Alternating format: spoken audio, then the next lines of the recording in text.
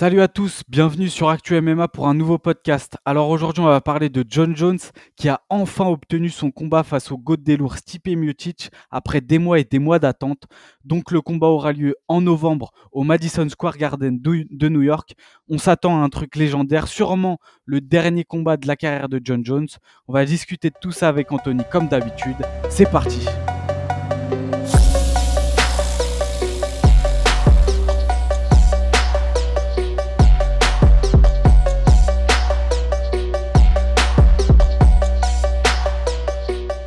Bon, on remercie notre partenaire BetClick qui nous accompagne sur ce podcast. Les gars, si vous voulez parier, ça se passe dans la barre de description comme d'habitude.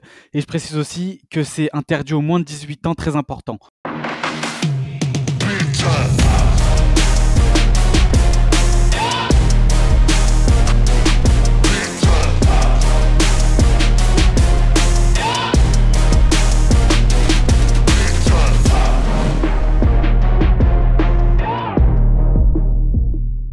Bon, Anthony, parle-nous des cotes. Qui est favori entre Jon Jones et Stipe Miocic? Alors, je pense que ça va étonner personne, mais Jon Jones est archi favori. Jon Jones, il a une cote à 1,23, tandis que Miocic, il a une cote à 3,95. Et je trouve ça réellement énorme quand on pense que, après peut-être c'était à son retour, les cotes étaient à peu près équivalentes entre Jon Jones et Cyril Gane. Ça a tourné aux alentours de 1,70 les deux. Alors que là, sur BetClick, c'est bien 1,23 Jones, 3,95 Miocic. On parle quand même du GOAT des lourds. Après, on dira qu'il n'a pas battu il a pas combattu depuis mars 2021, mais c'est quand même l'un des meilleurs combattants de l'UFC contre le meilleur combattant de tous les temps, comme tu l'as bien expliqué en intro. Et je t'avoue que je suis plutôt d'accord avec ces cotes-là. Je dirais que Jon Jones est favori, mais je ne mettrais pas quand même une cote à 1,23. Je ne le vois pas autant favori. Bah, je pense que c'est en vrai, c'est sûrement ça reflète un peu l'image que les gens ont de Jon Jones et Miocic actuellement parce que tu sais la phrase, je sais plus exactement la phrase, mais en gros, un combattant n'est jamais meilleur que son dernier combat. En gros, son niveau, c'est son dernier combat, tu vois. Le dernier combat de Miocic, c'est quoi? Il se prend un gros KO par Francis Ngannou, tu vois. Le dernier combat de Jon Jones, il soumet Cyril Gane en 2 minutes et il choque la planète. Donc, tout simplement, je pense que les cotes sont dues à ça. À mon avis, elles vont quand même se rapprocher au fil du temps parce que là, c'est quand même le 11 novembre le combat. Donc d'ici là, les cotes auront le temps de bouger, je pense. Mais dans tous les cas, ça ne m'étonne pas que Jon Jones soit favori. Je sais pas toi ce que tu en penses. Est-ce que déjà tu es quand même d'accord avec ces cotes globalement? Ouais, franchement, ça m'étonne pas que Jon Jones soit favori, étant donné que, bon, c'est celui qui a combattu le plus récemment et de quelle manière. Ça a été très, très rapide, on l'a dit plusieurs fois, on sait pas on sait pas à quelle force physique, enfin, en quelle forme physique il est revenu. Parce que ça a été tellement rapide, il l'a fait tellement vite que ça se trouve, il aurait pas tenu le premier ou le deuxième round. Donc, logiquement, comme tu l'as dit, avec la frayeur qu'il a fait à tout le monde dans le premier round, en soumettant Cyril Gane, ils ont dit allez, on va lui mettre une grosse cote, 1,23. Je suis d'accord avec toi dans le sens où ça va peut-être se rapprocher, mais ça m'étonnerait qu'on voit une cote de Miocic à 2-2 ou à 2-3 au fur et à mesure que l'événement approche. Et là où je suis plutôt d'accord aussi avec cette cote de 1,23, c'est que physiquement, techniquement, Jon Jones a réellement les armes pour battre Stipe Miocic, comme on a pu le voir dans le dernier combat de Miocic où il a complètement presque très peu existé contre Francis Ngannou, bien que ça remonte quand même assez longtemps. Je ne vois pas dans quel domaine il peut exister face à Jon Jones. Ben, c'est ça. Et puis en fait, ça a été quand même très rassurant le combat de Jon Jones à l'UFC 285 parce que la question que beaucoup d'observateurs se posaient, c'était est-ce que Jon Jones sera capable de concourir au top niveau chez les poids lourds en sachant que lui, naturellement, c'est pas un poids lourd, c'est un lourd léger et qu'il a une morpho quand même. Il est assez longiligne, etc. C'est pas, ce sera jamais un énorme poids lourd. Et pourtant, à l'UFC 285, à côté de Cyril Gane, il a pas du tout fait tâche. Au contraire, tu vois, il transpirait la force physique, la puissance, etc. Même si beaucoup ont critiqué son physique, qui était pas très esthétique, etc. Sur les photos de l'UFC pendant la Fight Week. Mais au final, on voit bien que c'est très utile pour un mec qui sert autant de sa lutte que John Jones, parce qu'il a tout simplement pris le dessus physiquement, techniquement. Bien sûr, c'est la technique aussi qui a fait les différences, mais physiquement, il n'était pas du tout à la ramasse. Et face à Miocic, il a de grosses armes parce que Miocic, c'est pas un énorme poids lourd. C'est loin d'être le plus gros poids lourd de la division. Donc oui, il a clairement les armes, il est très technique. Mais après, il y a encore beaucoup, beaucoup de questions parce que c'est surtout Miocic aussi aujourd'hui, on ne sait pas à quel niveau il est. Il n'a pas combattu depuis mars 2021, donc là, ça commence à faire un long moment. On ne sait pas du tout en fait où il se trouve actuellement. Donc face à un mec comme John Jones, et John Jones aussi, comme tu l'as dit, c'était très rapide. On n'a pas eu le temps de vraiment voir sa forme physique. Est-ce qu'il peut durer 5 rounds? Est-ce qu'il n'a pas voulu abréger le combat parce qu'il savait que le poids qu'il a pris ne lui permettait pas de perdurer dans un combat comme il pouvait le faire avant? C'est beaucoup de questions et du coup, c'est compliqué de vraiment visualiser ce combat. Je sais pas ce que tu en penses, toi. Bah après, je trouve que bon, je pense que il y a eu assez de podcasts, assez de débats sur le physique de Jones, comment il est, 1,93 m, l'une des plus grandes allonges de l'UFC.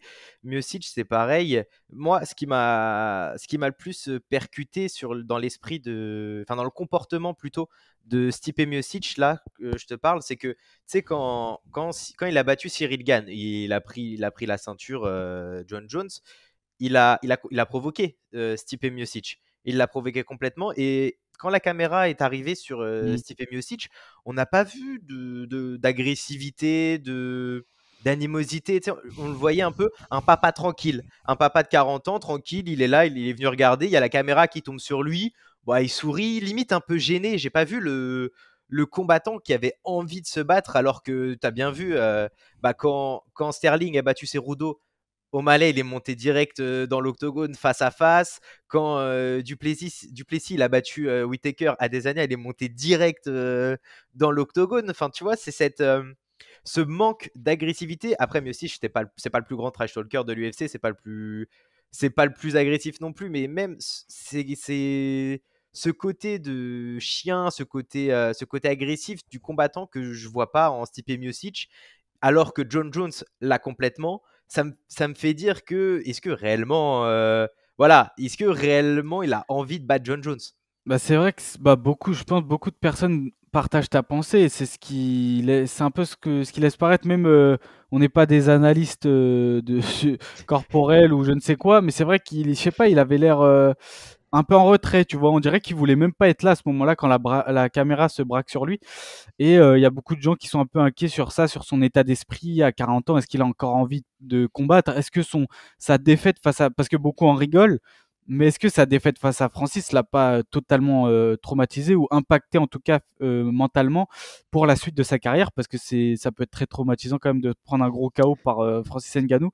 Donc voilà, on sait pas trop. Après, là, il a quand même un peu rassuré dernièrement. Il était dans le podcast Believe You Me avec notamment Michael Bisping et il a déclaré en gros les gens ne voient pas, mais bien sûr que je m'entraîne, bien sûr que je suis déterminé.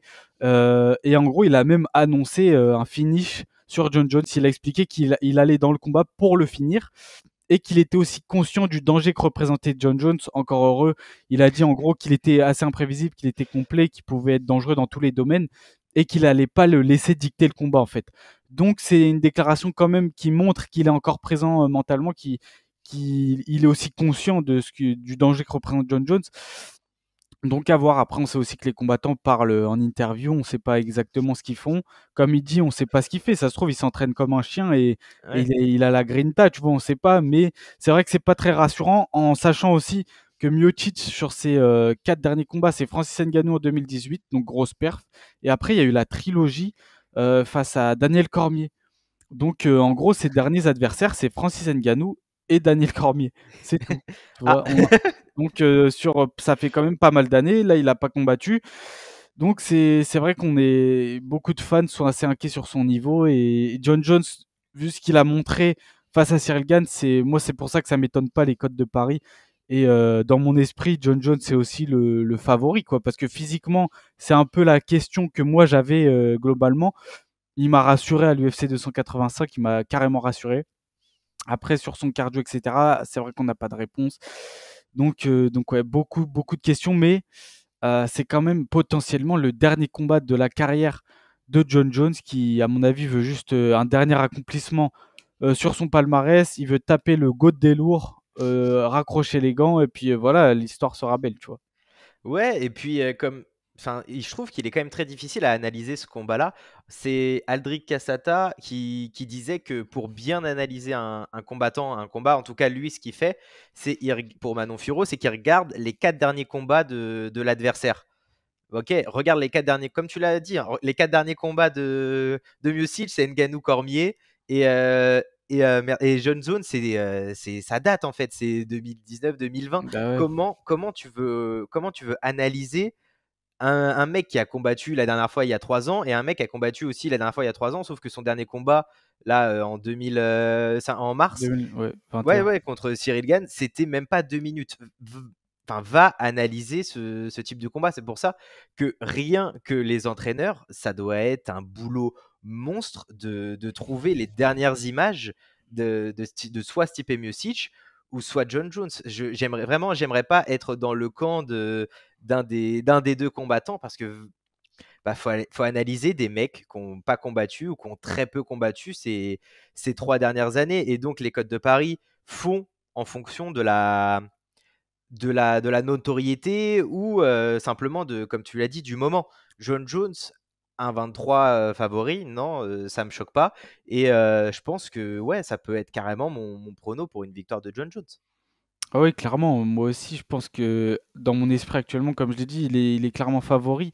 Et comme tu dis, c'est compliqué à analyser, quoi. Il y a pas récemment, c'est qu'on n'a pas de contenu. John Jones, on a que 2 minutes et Miocic, on en a pas beaucoup. On a l'impression qu'il a plus tellement envie d'être là.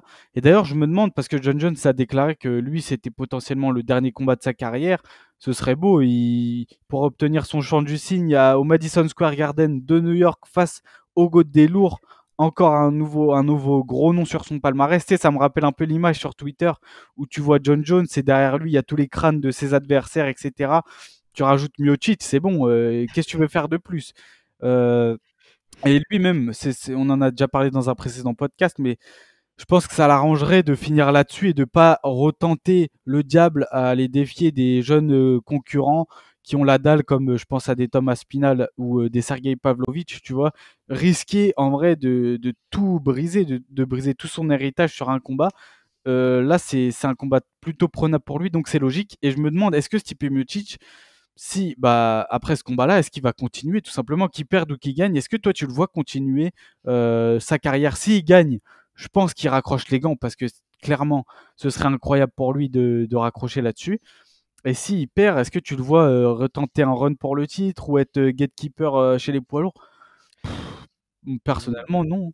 Non, non, moi je suis plus d'avis, être d'avis comme le tien. Mais ben, bien évidemment, tu bats John Jones, bien évidemment que tu prends ta retraite. Enfin, non, non, je vais continuer, quitte à prendre un KO par Pavlovich ou Aspinal, juste pour le délire. Tu bats John Jones, c'est sûr, tu prends ta retraite. Et là, Miocic, on pourra réellement dire que c'est déjà le GOAT des lourds, mais bon, là, c'est réellement, réellement, vraiment le GOAT des lourds, l'un des meilleurs combattants de tous les temps. Et John Jones avait signé de base un contrat à 8 combats, mais il avait vraiment laissé entendre que il va combattre Stipe Miocic et il va terminer parce que même Aspinal l'a dit, il l'a clairement dit. Aspinal, il a dit: je suis John Jones. Il est hors de question que j'affronte Sergei Pavlovich, que j'affronte lui-même Aspinal, parce que ça pourrait vraiment mettre, comme tu l'as dit, son héritage en question. Tu sais, il a une seule défaite par disqualification. Tout le monde dit que forcément il gagne le combat. Non, non, faut pas prendre le risque d'aller prendre un Spinal qui peut te soumettre dans le premier round, dans le deuxième, ou Pavlovich qui peut t'éteindre à tout moment, hein. Il est hors de question, je pense, être complètement d'accord avec toi et la plupart du monde du MMA pour dire que on va assister à la retraite de John Jones et Stipe Miocic en même temps. Ça serait beau à voir, deux mecs qui enlèvent les gants et qui les posent en même temps devant l'octogone avec le titre au milieu. Je pense que ça serait l'une des plus belles fins de l'histoire des sports de combat. C'est ça. Après, je pense que tous les fans auront quand même un seul regret, c'est de ne pas avoir vu Francis Ngannou face à John Jones. Ça, malheureusement, même si encore une fois, Ngannou, régulièrement dans des interviews, dit qu'il a encore un espoir d'affronter John Jones, que lui, il serait prêt à trouver un compromis avec l'UFC, mais qu'il pense que Dana White et l'UFC ne seront pas prêts à ça. Donc voilà, ça, à mon avis, ça n'aura jamais lieu. C'est un grand regret. Mais bon, c'est comme ça. On peut pas tout avoir. Hein. Ouais, Et non, tu peux pas faire, tu peux pas tout avoir, le beurre, l'argent du beurre, non, c'est pas possible. c'est ça, exactement. Et après, c'est vrai que sur le contrat de 8 combats, quand on l'a vu, on s'est dit, ah, ça va, c'est cool. Mais bien sûr que John Jones n'aurait jamais fait encore 8 combats. Là, il a 36 ans. On voit bien que sur sa carrière, là, sur ces dernières années, il doit avoir un ratio de 0,2 combats par année, tu vois. Donc forcément, je pense pas il va faire les 8 combats. À mon avis, c'est juste une histoire que l'UFC maintienne John Jones dans son organisation et qu'il puisse pas partir au Bellator ou autre, quoi. Il garde sa star, ils gardent leur star avec eux, quoi, tout simplement. Donc, Ouais, euh, non, donc non. voilà, mais en tout cas, le 11 novembre, ça peut être juste historique en vrai. C'est un combat historique finalement. Non, mais c'est ça, c'est en fait, j'ai pas le mot qui vient en tête, mais c'est une belle fin. C'est une fin incroyable, rien que pour John Jones et Stipe Miocic, bien qu'il y ait une défaite ou une victoire pour l'un des deux. Hein. Même pour le MMA, je trouve que c'est l'une des plus belles fins tu l'aurais écrit d'une autre manière, ça aurait pas marché. Mais là, si les deux terminent au même moment, enfin, c'est des mecs qu'on considère comme des GOAT, l'un de tous les temps, l'autre des poids lourds. Il y a beaucoup de combattants, on reste un peu sur la fin au niveau de leur retraite. Là, je pense il serait difficile, à part le combat de John Jones contre Francis Ngannou, il serait difficile de dire que ouais, non, John Jones, il a pris sa retraite un peu trop, un peu avant, un peu trop tôt. Non, là, je pense qu'on assisterait vraiment à une belle, belle, belle fin pour les deux combattants et on se souviendra toujours, je pense, de ce combat pour l'histoire que cela a écrit et comment l'histoire se termine. Exactement, en espérant que le combat sera grandiose. Mais bon, les deux combattants, vu leur talent, vu tout ce qu'ils ont accompli, même si ils sont sur la fin de leur carrière, ça peut donner quelque chose de fou. Donc vivement le 11 novembre. Hein. Encore Ex- quelques longs mois à attendre, mais bon, c'est quand même cette année. Donc voilà, on l'a attendu pendant de très longs mois et c'est enfin officiel. Donc déjà, ça régale. Voilà, je sais pas si tu as un dernier mot. Je pense qu'on a un peu fait le tour sur tout ça. Ouais, non, je pense qu'on a fait le tour. Juste, tu serais pas sur un petit prono Un petit de ce qu'on. avant-prono. Ouais, voilà, un petit Ouais. avant prono. Là, Ah pour ouais. l'instant, tu penserais quoi, toi? En vrai, moi, John Jones. Après, la manière dont il gagne, c'est plus là que j'ai du mal à me prononcer, tu vois. Franchement, j'ai envie de dire John Jones par décision. Ah, ok, Décision donc unanime. tu vois 5 rounds de Ouais. guerre. Enfin, Je de vois, guerre. je vois John Jones encore capable de tenir une dernière fois 5 rounds intelligemment. Il va pas prendre de risques. Il sait que si c'est le dernier combat de sa carrière, il va jamais prendre de risques. Donc, il va essayer de gérer les points et remporter la décision unanime avec son fight IQ, quoi.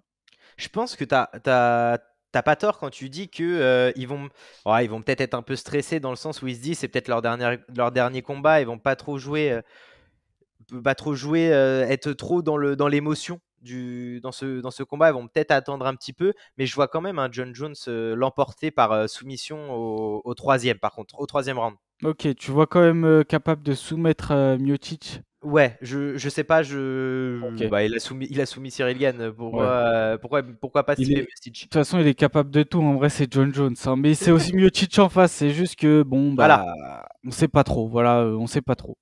on verra bien. Mais voilà, les gars, en tout cas, rendez-vous le 11 novembre pour un combat qui est d'ores et déjà historique en vrai. Donc, on se dit à bientôt pour un nouveau podcast. N'hésitez pas à liker, commenter. Dites-nous aussi votre prono. Est-ce que vous êtes d'accord avec ces codes de paris qui donnent John Jones favori? Dites-nous tout ça en commentaire. Et puis, nous, on se retrouve pour un prochain podcast. C'était Actu MMA. Ciao!